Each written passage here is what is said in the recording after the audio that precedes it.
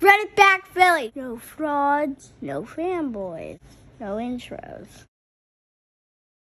Daryl Morey has something up his sleeve. If you had to predict what, let's say Daryl Morey does have something up his sleeve. Let's say Brian Windhorst is right about this. Daryl Morey has something major up his sleeve. Just off the top, if you had to make a prediction of what it is. Yeah. So let's talk about the Harden situation, because I think let's throw Brian's quote out the window. Let's think about this realistically. Daryl Morey always stands his ground. Like you said earlier, he will always just wait until he gets what he wants. So right now, Daryl Morey's looking at the situation, and I truly believe that James Harden threw a curveball in this situation, because I think that Daryl Morey expected to run this thing back with a new coach. He said right after the season, the Sixers need a new voice, a new leader, and they brought in Nick Nurse, which is a great move. And I think he expected to run this thing back. And then James Harden said, oh, well, I'm disgruntled, or his agency said it. And he said, okay, well, now we want to trade. We're going to opt in and try to, move forward with the intent of getting a trade. And I think Daryl Morey said, now I got to figure this thing out, but I'm kind of handicapped because I can't do much else. I don't think the Clippers are a trade partner because they don't want to get rid of Paul George or Kawhi. So then what, right? There's not really many stars out there. There's not really many value deals at all.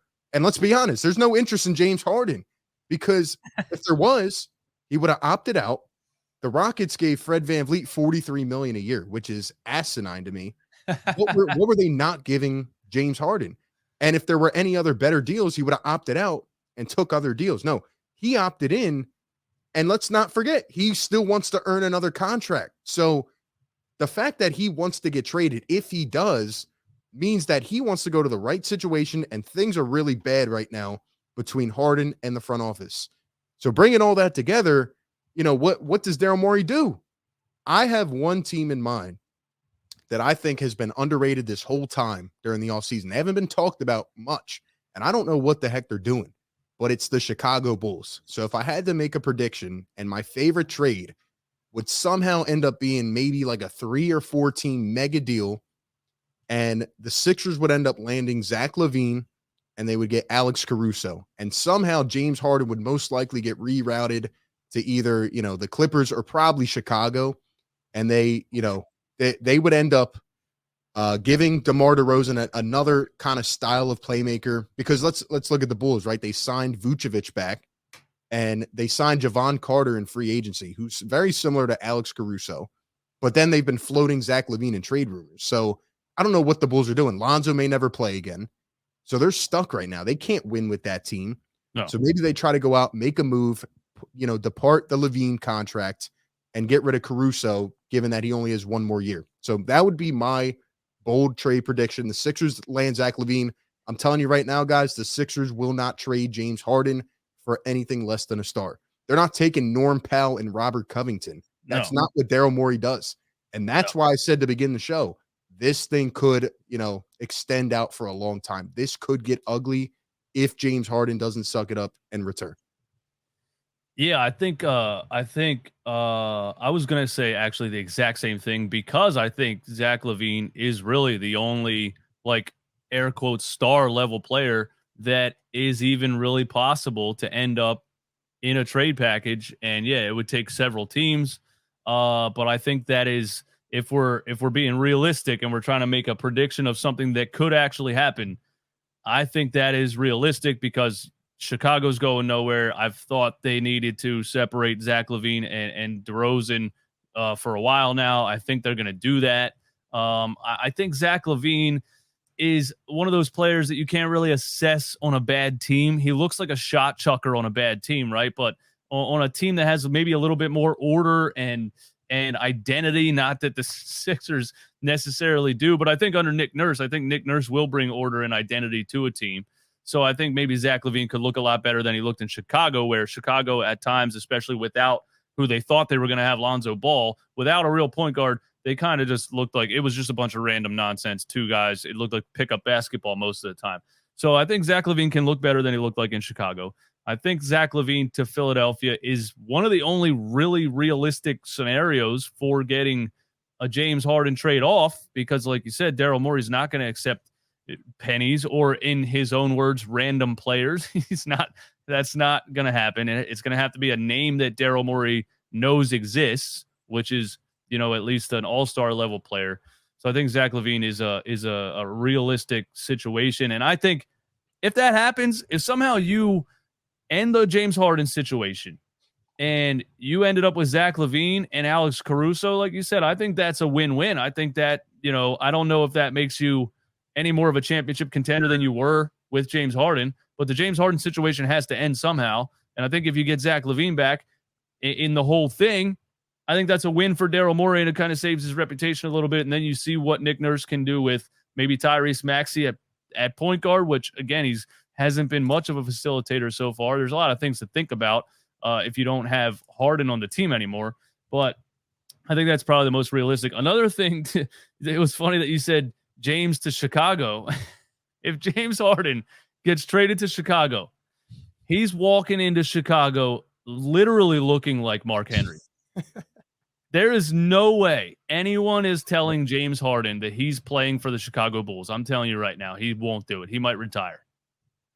Yeah, I mean, see, that's where this differs, though, from the Ben Simmons situation, because Simmons had 3 years left on the contract. James Harden is trying to earn another contract. So if he walks into Chicago and says, I'm not playing, well, guess what, James? Pack it up. You might be done. You're not getting another contract. If they wouldn't pay you now, what are they going to pay you in a year if you don't prove your value? And I think James would be restricted, but I agree. I don't think he'd want to play in Chicago, especially, with that team as it is right now. Billy Donovan has had issues, with Zach LaVine. And really the reason that I think this deal would make a lot of sense is because DeRozan's going into the last year of a deal. James Harden would be on a player option. That's another thing, by the way. That's why I don't understand how this has been reported. It's not like James Harden can go somewhere and sign a 4-year extension. No, he has to play this year on a player option. So it's going to have to be the perfect situation. And the Bulls could end up clearing a lot of cap space after this upcoming year with Harden and DeRozan. But the thing that doesn't make me understand is why would they sign Vucevic back on a 3-year extension? That's what makes me feel like they don't know what they're doing. And Lonzo may never play. They applied for the disabled player exception. He's not going to play the whole year. Chicago's in a tough spot, and they're really throwing me off. But I think this trade would make a lot of sense for both teams. Is James Harden really looking for another contract? Like, I know obviously he would like to. I know he would like to.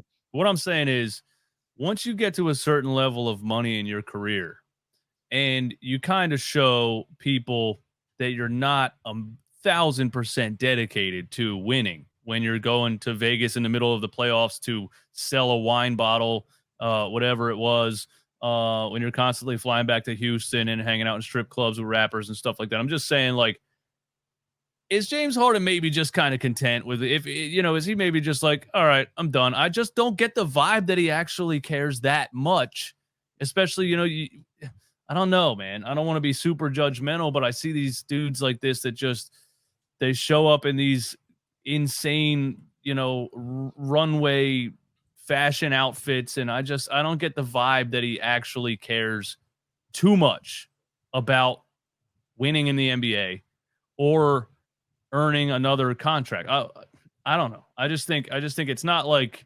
they need to keep making money. It's not like us, it's not like us. If my job's about to end, I got to work on getting another job because it's not like us. These dudes have so much money. It's not like he needs another contract. Well, at that point, I would refute that by saying, well, why doesn't he stay in Philly? I mean, he's said all along the last year and a half that his last goal is to put, the ring on his finger. And, he has the whole resume. He's one of the greatest 75 players ever. And he said, my last goal is to win a championship. And if he didn't care about winning, then why would if he didn't care about getting paid, why would he try to push himself out, doing all this? In fact, that he has to play on a player option to try to earn another deal.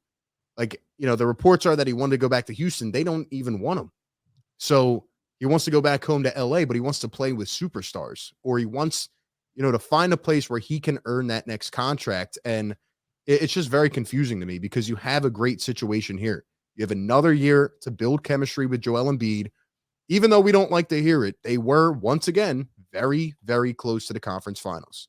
They've been close. The year before, if he doesn't get injured, maybe they're in the conference finals. But at the end of the day, James Harden is trying to earn that next contract, and he doesn't think that Philly is going to be that spot to do it based on the reporting. And I don't know what the Sixers offered him, but my best guess would be a 2-year with an option. And that's all I would go as well, because you don't want to invest long-term into James Harden. Run it back, Philly. No frauds, no fanboys, no intros.